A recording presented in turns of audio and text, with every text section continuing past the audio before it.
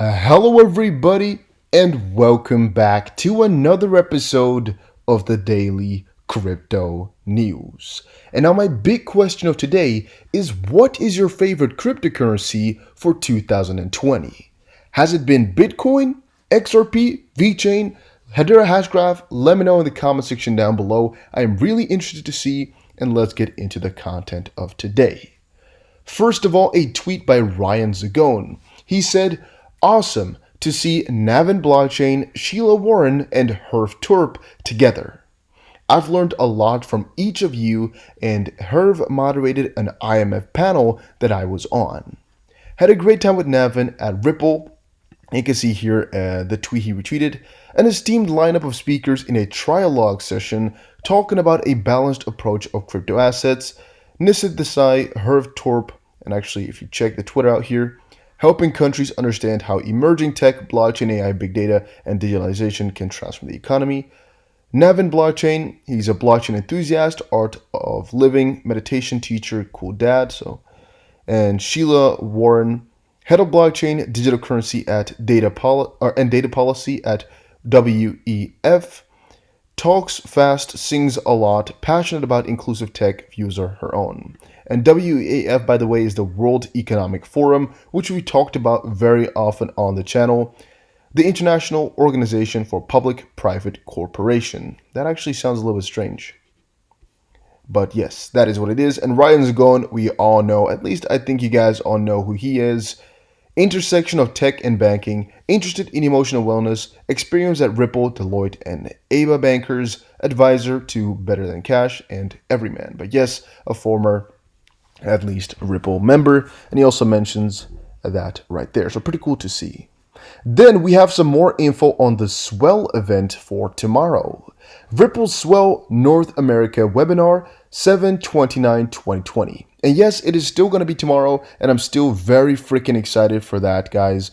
But we got some more info. So far, the speakers include Priscilla Cristina dos Santos, and looking it up on LinkedIn, this is what I could find. Priscilla Cristina dos Santos, International Business Development, Payments and Innovation, based in Sao Paulo, Brazil, and affiliated with Banco Rendimento and FIAP. And that's basically what is there. She's been working there still at Banco Rendimento. Pretty damn cool. At least that's what I guess from all of this. And FIAP is the school, I guess. No, it's the school. But yeah, that's good to see. More connections being made. And then the other part was Sumit Rastogi, who is Senior Product Manager at Ripple. And when I try to look him up, I've tried to look everywhere, guys, but none of the links seem to really be working anymore. This is one of the only links that was working where you can see a couple of parts, but I don't know if this is completely him or if it's just a couple of Sumit's packed together, because here it also says Product Manager Amazon Global at Amazon, Product Manager at JP Morgan, but he's also Product at Ripple Labs. Like, does he do 3 roles or what? And when I press his LinkedIn, it doesn't work for me. When I press Facebook, it doesn't work either. So I don't really know what's going on with that. Then another cool tweet from XRP Stewart once more.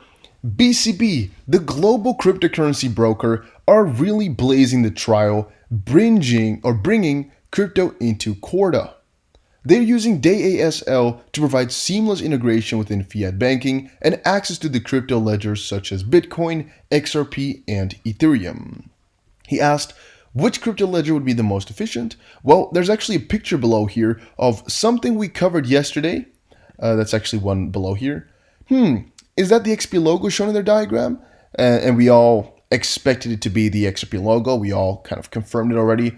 But now there's also a little bit of a snapshot here, or a screenshot of the question itself to clarify things. He said, tell us, or at least it says, tell us more about the recent partnership with BCB. BCB, the global cryptocurrency broker, are really blazing the trail, bringing crypto into Corda. They're using DASL, as we just said, to provide seamless integration within fiat banking and access to the crypto ledgers such as Bitcoin, Ethereum, XRP. Really, really huge, really, really good to see. Really amazing. All right, moving forward. By the way, wanted to have a little bit of a small talk about something I saw earlier, which was this video right here. This video is, or says, amazing exposure for XRP on mainstream media today. And it's an interesting video, I must admit, all right? It's an interesting video here, which first of all has him saying, what cryptos are here and why did it have such a big difference in price gains, right? Then you can see the price gains. Then you can see on the right here a little bit of the price gains more. And basically he asked, why is there such a difference in price? She said, well, there's different use cases. And she, in this case, is not no small feat. This is Catherine Colley, the CEO of Binance US. She says there are different use cases. He asks, all right, explain, for example, 2 of those different cryptos and compare the use case for me. And she goes on to say, well, Bitcoin is more of a store of value and XRP is more for cross-border payments and whatnot. And she really dives into that a little bit more elaborately, but it's the basic idea. And there's 2 things I've got to say about that. First of all, very, very good to see the Binance US CEO, talk so positively about XRP being able to change the space. Negative thing about it is, well, it's quite old, and here you can see it's ages ago. It's a couple months old. I didn't actually decide to check exactly what date it was because, I don't really care. But the prices are just not from this run. And you can see it right here. They don't really fit, and thus, yeah, it's a little bit of a lie, all right? It's a little bit of a lie, and it's just not now. But on the contrary, I think it's still kind of good and cool to go over, even though it is not the most recent interview, but it's something a lot of people didn't notice or didn't even see ever. Another hint somebody popped up was gold and silver. I actually had a video earlier explaining why there's a good correlation between XRP and silver, and if Bitcoin is gold, like they always call it as a store of value, then XRP is silver. I'm actually going to be posting another more elaborate video on that in the future, as it's something I'm digging into because I think it's going to be really, really important. But here, On Quest says, I see what you did there, CNBC. You pretend don't know asset versus company, but intentionally pick Bitstamp price and gold referenced XRP. Right here. All right. Having said that, though, let's go on.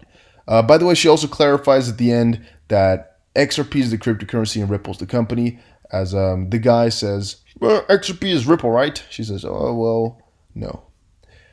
Then from Papa Bear, XRP, he says, XRP, yes, they said they are going to use XRP, really. And then there's a link to SBI Holdings connects Ripple-based money tap to digital currency issuing, blah, blah, blah. And I really am kind of doubtful as to what exactly he fetched from all of this. As we went over this article earlier today, I talked to you guys about it all. I've covered everything there is to know about it. I've actually been looking into a couple of videos about S-Coin, but I haven't seen any real mention of XRP in that sense.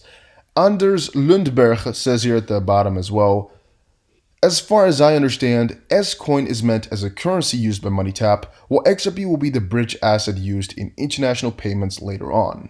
And basically at this point, it's just S-Coin, which they've made and which they're gonna use, and eventually it might use XRP for some other purposes. But S-Coin is not XRP, S-Coin is not going to replace XRP, and it's a completely different thing entirely. So please don't get your hopes up in that regard, as that's really not what it is. Panda XRP just posted on Twitter, according to XRPL Monitor Service, a transfer of 20 million XRP, or around $4.34 million, just completed on the XRP network. The transaction made between Bitbank internal accounts in just 4 seconds, while the fee was only 0.45 XRP, or about 9 cents. In my opinion, that's a pretty high fee. I would have no idea why they would go for such a high fee, because, well, you can also do it for 0.00001 XRP. So why would you do 0.45? I don't really know, but in the end, it's like 9 cents, right? Now, the reason I'm showing you guys this is, first of all, because of the fee structure. I mean, it's pretty interesting to actually talk and think about why people choose different fees and why people sometimes use some huge fees instead of, smaller ones. When with Bitcoin, I can understand that your transaction goes faster, but with XRP, it's really not the case. So a lot of XRP will get burned over time by just people having higher fees. Something to think about.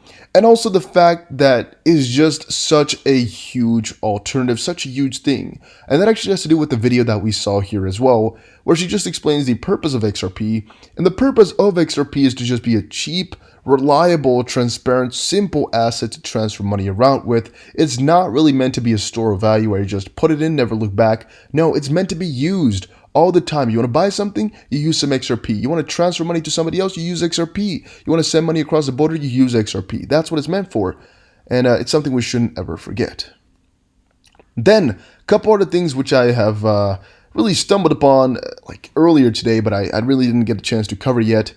Link stumbles on the path to $10. There's a major resistance at $8.90 and minor resistance at $8. There's a minor support between $6.20 and $7.20 and a major support at $4.80. Link has possibly completed an impulsive 5-wave upward movement, and some are expecting the price to be falling down now, which we should respect here, as Link had a really respectable run, and now that Bitcoin is going up, we don't know for sure whether or not Link will survive. Cardano ADA falters on journey to 2000 Satoshi. The main reason or resistance area for ADA is found at 1800 Satoshi. There is support at 900 Satoshi, and the price is possibly completing a bearish evening star pattern combined with bearish divergence. ADA has likely completed a 5-wave Elliott formation. Kind of fun to see that both these coins are a little bit in the same boat. But basically what I have to fetch for ADA is tomorrow is going to be a huge day for ADA as for XRP, and thus it's going to be really important to watch it with a very close eye. And also, the reason I said tomorrow's might be one of the biggest days in crypto is mostly because if Bitcoin falls below one of the points again, or really what happens to Bitcoin now is going to be crucial for the rest of the crypto market. And you can see right now we just went below 11,000 here. Really interesting in my opinion. XRP is actually still going pretty strong at plus 5.5% on the day. But yeah, where we're going to go now is going to be pretty crucial for the complete Bitcoin price and the future of Bitcoin, as I mean, a lot of the uncertainty below 10K has just been pulled out now, so I'm really wondering where we can rise to. Coinbase not to list Monero due to regulatory issues. If you guys don't know, this has been a big debate for a very long while. It's not even worth your time, but it's just always Coinbase versus Monero has been a thing that is going on for a very long while, but they don't want that coin on there. $12,000 Bitcoin can unlock prices as high as imagination will allow by an analyst. I don't really believe that. I don't think $12,000 is that important of an area. However, again, you may suit yourself. I think this is always just a little bit exaggerated to get more clicks, to get more attention. But again, that's just my personal idea. Ethereum versus Ripple, which one should be in your portfolio for 2020? I would say go for both. I mean, Ethereum has the Ethereum 2.0 coming up, and Ripple, XRP, I should say, has Swell coming up here. Two major events for both these coins, which could do some crazy movements for the price. And this is not talking about fundamentals. I'm just talking about price, right? Which one you should hold for fundamentals? I would say XRP has better longevity, where XRP really has a good chance to survive the next 15 years. And Ethereum, really dependent on the update, will really not survive for that long, as, I mean, a lot of coins like Cardano are really necking them, or are trying to get to them. In terms of consensus right now, and really everything right now, Ethereum is just a really bad coin in comparison, right? But again, Ethereum 2.0, which is coming along the corner really fast here, yeah, it might change that all. So it's hard to really put up a verdict. I would say if you want to go for a long-term coin, go for XRP. If you want for quick profits, go 50-50. And that's basically it, what I have to say on that. Litecoin Charlie Lee's brother says Bitcoin will soon rally to $333,000. Bobby Lee says if history repeats perfectly, then the current bear market for Bitcoin would bottom out at $2,500 next month in January 2019. And then the next rally would start in late 2020, peak out in December 2021 at $333,000, and then crash back down to $41,000 in January 2023, something like that. And I don't know exactly when he posted this. He referred to a tweet that's about, I guess, 1.5 years old, but I don't know exactly when this tweet was.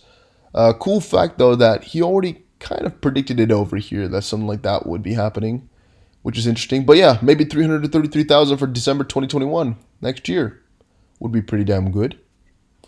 And then Bitcoin's price peaked at 11.3K, but is the rally over? Well, we've actually met some, a little bit more heavy resistance right now, which leaves a lot of investors and a lot of speculators to say that we have, we have seen the best time now, and the price is going to return to the downside. I'm going to stay neutral on this one today. All right, I'm going to stay very, very neutral. Main reason being, it's a little bit of an indecisive zone where there's, in my opinion, quite a lot of free room to go to about at least 12 point something thousand, but even $14,000 is a little bit of an open space, and I would say 12.1 maybe $1,000. It could easily hit that, and these resistances are not that major. All right, you can consider them major, but I really don't find that. And what my conclusion is that we will just see at this point. Bitcoin price is doing it a little bit differently than what I would have expected, which is why I'm a little bit less, enthusiastic or ecstatic about it right now. But in the end, look at this, what happened over the last day. 11.150 all the way down to about 10.75, and now back upwards again. It could also be that over the next couple hours, we're just going to spike past this high point and just go to the moon. Maybe go to 12.1K or something like that. Maybe we're just going to go on the journey and keep going on. I think it's very difficult to say. Josh Rager said, "Heck of a day. Long-term market structure resistance was broken. This daily close is amazing and could very well resemble April 2019's 1K candle that ended the bear market and fueled a rally to 13,000. Only this time, the rally should lead to new all-time high for Bitcoin." Again, I'm actually really, really excited for Bitcoin, by the way, guys. I mean, these prices are something we've not seen in a very, very long while. To stay above 10,000, even above 11,000, is something I would have not imagined for the next couple of months. So I'm really, really happy, and I'm really, really wondering where the altcoins can go from here. I mean, can XRP go to 50 cents this year still? What do you think, guys? What do you think? Can Ethereum still hit $500 this year? Will Cardano get to 50 cents? Same for VeChain. Will they get there? Let me know in the comments down below what you think, and I'll see you guys again in another crypto video. Take care, everybody, and have a very, very nice day, and enjoy your week.